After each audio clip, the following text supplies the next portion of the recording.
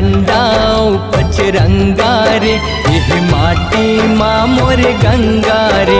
कत को लइका मर खप गे है, मोर देश के शान तिरंगा रे। डंडा पचरंगा रे, यह माटी माँ मोर गंगा रे। कत को लइका मर खप गे है, मोर देश के शान तिरंगा रे। अमर दुलरवा कत को लइका जान गवा इस जंग मारे। आजादी के ये तिहार ला मिल के मनाबो संग मारे। डंडा पचरंगा रे, यह माटी माँ मोर गंगा रे। कत को लइका मर खप गे है, मोर देश के शान तिरंगा रे।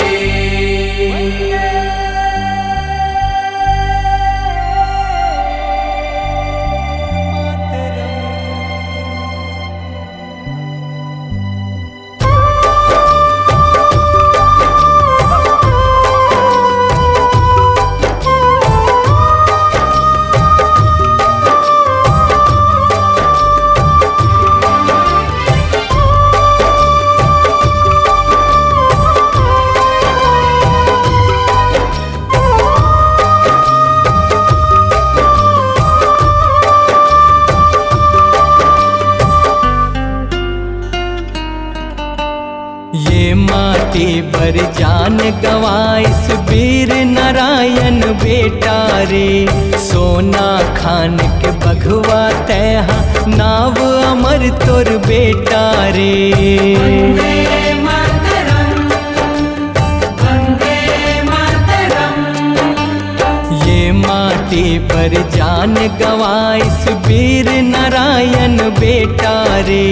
सोना खान के बघवा तैहा नाव अमर तुर बेटा रे। ये माटी के तिलक लगा हूँ फिर तो सब मोर चंगा रे। ये भुइया के मान के खातिर शीश चढ़ाबो संग मारे। यह डंडा पचरंगा रे, यह माटी माँ मोर गंगा रे। कत को लइका मर खप गे है, मोर देश के शान तिरंगा रे।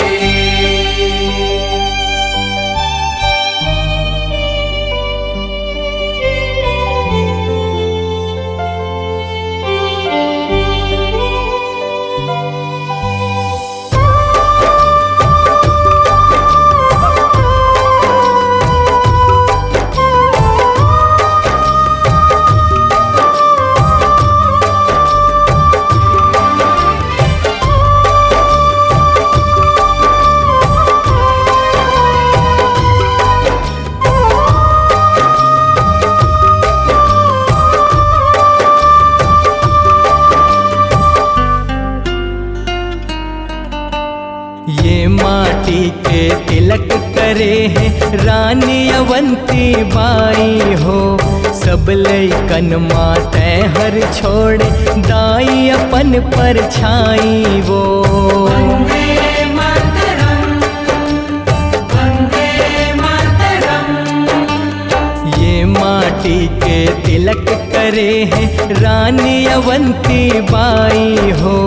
सब लइकन माते हर छोड़े दाई अपन पर छाई वो। एक नहीं ते तीन घाव मारे दुश्मन मन लारन मावो।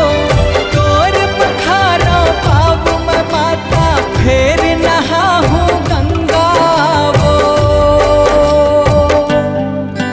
यहाँ डंडा पचरंगा रे, यह माटी माँ मोर गंगा रे। कत को लइका मर खप गे है, मोर देश के शान तिरंगा रे।